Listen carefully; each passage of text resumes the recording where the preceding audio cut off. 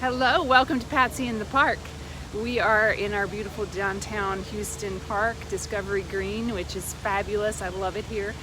Although it's the end of May now, it's getting a little hot.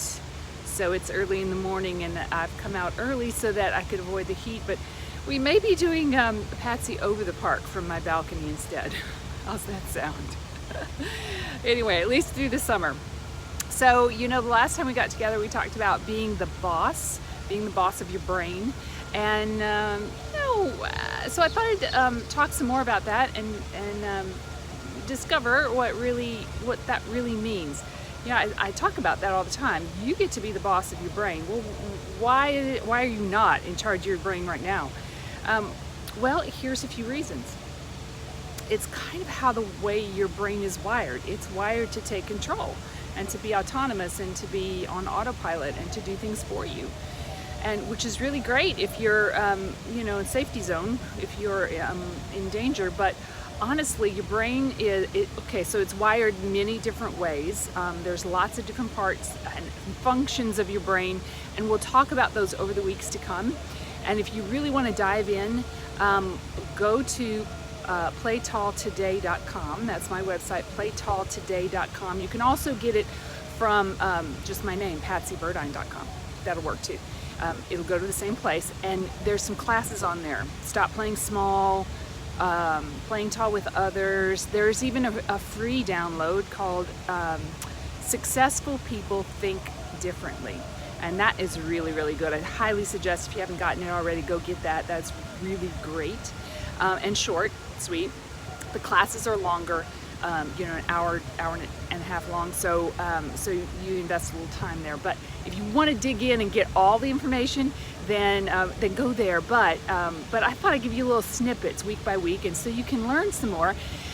So what we're going to talk about today is being the boss. Being the boss. Well, if you're the boss of a company, if you own the company, if you're the CEO, then you're in charge. You make the decisions. Everything comes through you. You write the checks, or at least you sign the checks. You sign all the checks. You may not even hire or fire people, but you direct people and you delegate to people, and you're in charge, right? It's your business, or you're the CEO, and you're in charge, and you're the boss. So, or if you're in a management level, a management position, then it's the same thing, right? You're the boss, and you have boss kind of responsibilities. Well, it's the same with your brain, because your brain is usually the boss. And here's how that works. There are millions and billions and billions and squillions of information that's swimming out there that comes into your brain every second of every day. Okay, squillions of bits of information. And your brain, actually, it's called a little piece of your brain back here called the amygdala. It sorts all of that information, and it sorts it by what's important to you. We'll talk about that in another video. But so it receives all this information and it puts it in file folders. So it's kind of like a computer in your brain, right? Your brain is like a computer and has all these little file folders, and lots of them are very helpful. Some of them are of no help whatsoever, but you have a file folder there, and it doesn't weed out truth or untruth. It doesn't weed out what's really safe for you and what's really not safe for you. What's going to benefit you most. It doesn't weed anything out. It just files it. And so you have all of these thousands and thousands and thousands of files sitting in your brain. And that part of your brain that it's sitting in is your subconscious mind. It's not things that you think about. So for instance, if you saw a bush on fire, if your stove catches on fire, immediately your brain will pop open the file folder that says fire. And what does it say inside the file folder? It's hot. Don't touch it. And so you learn that from a little kid, right? And so that's the file folder you have. But you don't think about opening a file folder. Now, what does it say? You don't think about that. It's on autopilot. And so that's how your subconscious brain works. It's not what you're using right this minute listening to me. I'm not using well, we are actually. In the background, it's still running. But our conscious brain is listening, it's talking, it's active thoughts that you are working with, writing, working, developing goals and dreams and visions, and actively putting yourself into action. That's your conscious brain. Here's the scary part though, is that your conscious brain only has 5% of the control. 5%. So how you operate your day and your life and everything about you is operated 95% from the files in your subconscious brain. I'm not kidding. But 95%. Your subconscious brain is the boss. So it might behoove us, if that's the case, and it is the truth, it's scientific fact, if that's the case, it might behoove us to figure out what's in there. What do those files say? Okay? What's your autopilot telling you to do? Autopilot is great. I had a Tesla for a short period of time until we downsized, and I sold it, but it was fabulous. It had autopilot, and honestly, it wasn't any better than fancy cruise controls these days. But it kept you between two lines, right? Kept you between two lines. That's what autopilot does, and that's great. Except that's not how your brain is on autopilot. Autopilot is great if it's wired like a Tesla. Oh, hey, birdie. That's so sweet. Oh, I should show you the bird. But it's great if your autopilot is set for joy and success and abundance. Perfect. But it's not. It's not a Tesla. It's not going to keep you between two lines. It's just going to open file folders. And it's going to go down the same path over and over and over and open the same folders over and over and over.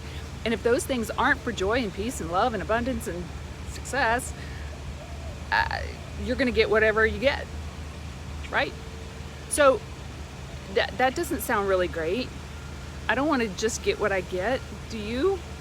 I know, I don't either. So that's what I started learning. Like, why am I playing so small? Like, why? I didn't use that as a term, but at the time I thought, why am I not stepping up sometimes? Why am I hiding out? I mean, I knew I was hiding out. And if you don't know me, if you have never met me, I'm 6 feet tall. So, and I like shoes. So I wear heels too sometimes. I love shoes. So I can be over 6 feet tall, and I wasn't playing my height. Okay, I wasn't. I was kind of hiding out, but I couldn't figure out why. And then I started studying, and I started researching, I started learning, and years of learning and figuring out, the neural science of our brain, figuring those things out. I went, oh my gosh, I'm not in control, that's why. And if there's anything that we really like as humans, we do like to have a little bit of control, just a little bit of control. So I'll give you a quick little story about playing small, and then we'll close up, but we'll keep talking about this next week too.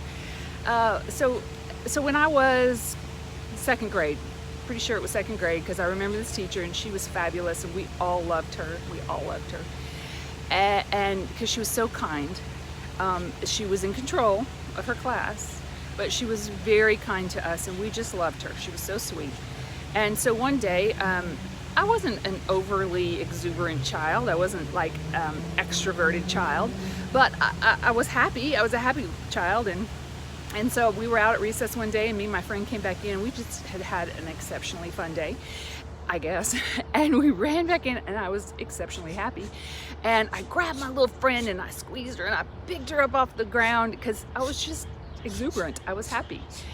And my teacher, who I'd never heard raise her voice, or maybe I just didn't until that day, raised her voice at me. And she fussed at me.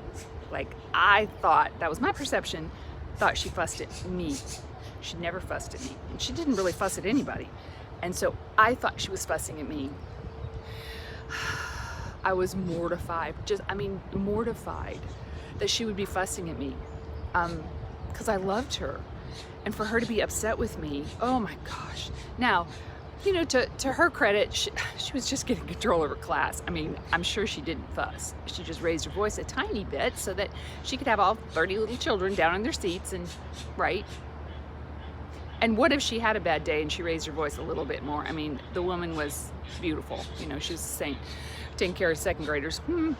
So, but I clearly remember making a decision that day. Clear as day, I remember being there. And making the decision that little person shouldn't come out, because it could get you in trouble. So being exuberant and being all of who I am, and letting that come out, that's not a good thing. So I'm gonna keep that tied up inside, and we're gonna put that in a little box, and so we won't get in trouble, right? You may have had some similar circumstance growing up, and you know, by the time we're 5, 6, 7 years old, we kind of have the picture of what the world is and who we are in the world. We have that foundation already laid, and you got a lot of file folders. So I had that file folder, and it said, you better be quiet, and you better be good, and you better not like talk too much. And from that day forward, I didn't raise my hand, I didn't answer questions, I didn't, unless you asked me a question, right? So I kind of hid out, and it followed me into adulthood. And certainly I got better, and I, you know, stepped out, but it kept haunting me. And it's just a file folder, and I wasn't in control of it. And so we're gonna fix that autopilot, because I've fixed mine, and that's the whole point. Play tall, not small, is helping you fix your autopilot so that you get an outcome that you want instead of just any old outcome you've been getting. So again, if you haven't visited our website, playtalltoday.com, go on there. You'll get these video blogs. You can cruise around the website. There's free downloads. There's also a free download of a video I did to talk about the classes. So if you don't want to, you know, step up and do an hour class, then listen to that and see if it's something that, you know, something that you want to do, something you want to spend your time on. See if it might benefit you. But so go to our website, playtalltoday.com, and you can also, if you forget that name, you can also just go to patsyburdine.com. It goes to the same place, patsyburdine.com. And I hope that you have an amazing day, and enjoy your weather wherever you are. This is my beautiful weather where I am, and my little birdie went away, but he was here for a little while, engaging with us. So all right, we may be doing Patsy over the park next time. It's a little hot. All right, see you soon. Bye-bye.